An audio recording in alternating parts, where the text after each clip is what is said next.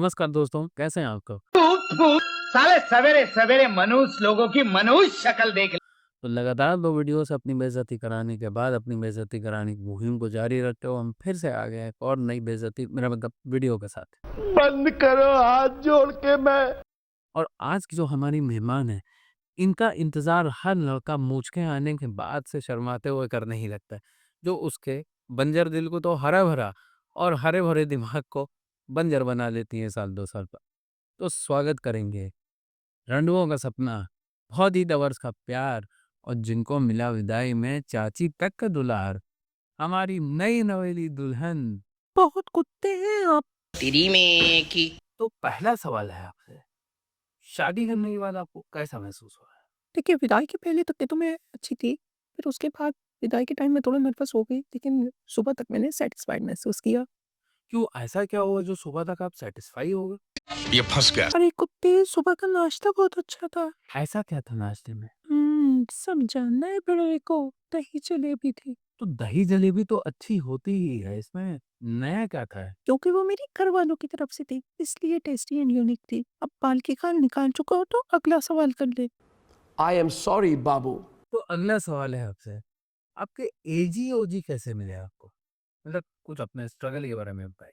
अब मैं तो थी अपने घर वालों की प्रिंसेस और मुझे मेरा प्रिंस चार्मिंग तो मिल नहीं रहा था, बल्कि प्रिंस चार्मिंग की जगह चार्ली चैपलिन की भी थर्ड फोर्थ कॉपीज ही मिल रहे थे। फिर मैंने एक दिन अपनी शक्ल ध्यान से जब आईने में देखी तो मुझे लगा थर्ड फोर्थ कॉपी भी चलेगी। ये तो थे फिफ्थ कॉपी, लेकिन इन्होंने अपनी बैंक स्टेटमेंट दिखा दी और मैंने फौरन हाँ कर दी और यहीं से हमारी तलाश और स्ट्रगल खत्म हुआ। यही नहीं, अभी और सुनिए। तो आपने पैसा देख के शादी करी में। नहीं, लालची समझा है क्या? मैंने तो बैंक स्टेटमेंट देखी, पैसा तो नहीं देखा। चलिए रहने दीजिए, आप ये बताइए आपको कोई बॉयफ्रेंड था? जी थे।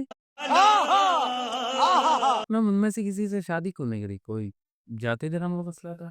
देखिए, money has no religion, no caste. अगर पैसा है तो सब मान जाते हैं और पैसा नहीं है तो मैं खुद ना मानूँ, घर वालों तक तो बात मैं पहुँचने तक ना दें। गजब बेइज्जती है। तो आपका कहने का मतलब है प्यार की कोई वैल्यू नहीं होती। नहीं, प्यार की वैल्यू है लेकिन शादी के पहले तक, शादी के बाद सिर्फ पैसे की वैल्यू होती है। हिपोक्रेसी की भी सीमा होती है।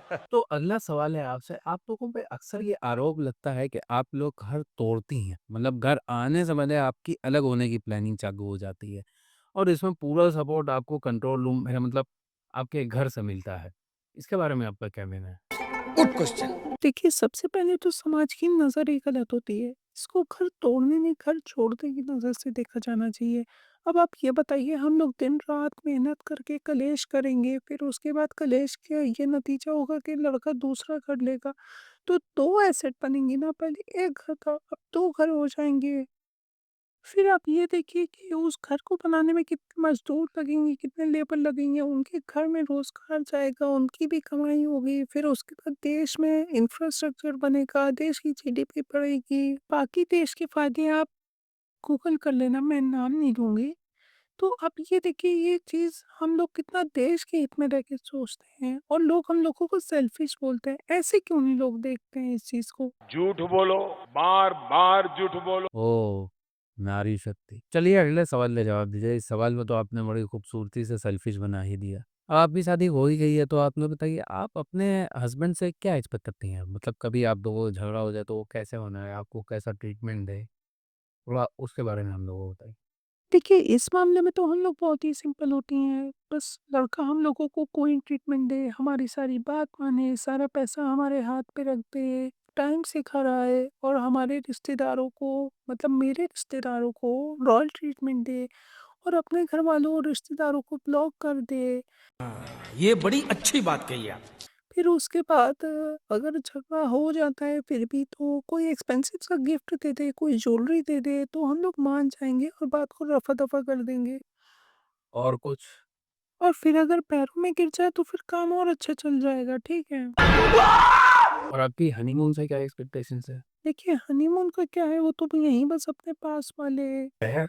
नहीं गरीब कुत्ते, तेरी में की स्टेट? बस यहीं कोई पास वाले देश जैसे यूएस, यूके, दुबई, एम्स्टर्डम यहीं कहीं घुमा दे, बस इतने में ठीक रहेगा। और फिर लौटने में किसी बीच टाइप कंट्री जैसे मॉरिशस टाइप में घुमा दे, तो बस इतने में हम लोग काम चला लेंगे। सपने देखना अच्छी बात है। अरे तो अब आपने इतनी प्लेसेस का नाम लिया है तो शादी के पहले कहाँ जानी है? अरे मैं तो अपने पास के स्टेट्स भी नहीं गई हूँ, आई मीन गई हूँ, बहुत जगह गई हूँ। फिर भी कहाँ जाना है? बस गई हूँ, बोला ना, गई हूँ तो गई हूँ। आगे पूछ। चल झूठा। चलिए, अब इतनी एक्सपेक्टेशंस की बात हुई है तो आप ये बताइए, दहेज के बारे में आप क्या कहती है? देखिए, दहेज लेना पाप है। दहेज लेना तो छोड़िए, दहेज का सोचना भी पाप है। और मैं तो कहती हूँ सोचना भी क्या, इसका नाम तक मतलब इस शब्द का उच्चारण तक करना पाप है। ये गलत है। आप एक्सपेक्ट कर सकती हैं, वो नहीं कर सकते। उससे पूछा किसी ने, पूछा उससे किसी ने कुछ? नहीं पूछा ना, तो उसके बारे में बताइए भी मत। शर्म करो, भगवान से डरो। लगता है मेरे एजी ओजी बुला रहे हैं, मुझे जाना होगा। चलिए, बहुत बेइज्जती हुई इनसे बात करके। तेरी तो होनी ही थी, गरीब सड़ी के कुत्ते। अरे कोई लेके जा रहा है इसको। मुझे तो वो ले जा चुके हैं, तू अपना देख। चलिए, आज के लिए हम भी आपसे विदाई लेंगे। आपको वीडियो कैसी लगी कमेंट करके जरूर बताइए। आप मेरे को भगवान उठा ले, इतना गंदा है। इसके बाद मैं कुछ नहीं देखना चाहता लाइफ में। पसंद आई हो तो लाइक करिएगा, चैनल को सब्सक्राइब करिएगा। हम फिर आपसे मिलेंगे next video coming soon. Stay tune. कोई तरीका है भीख मांगने का?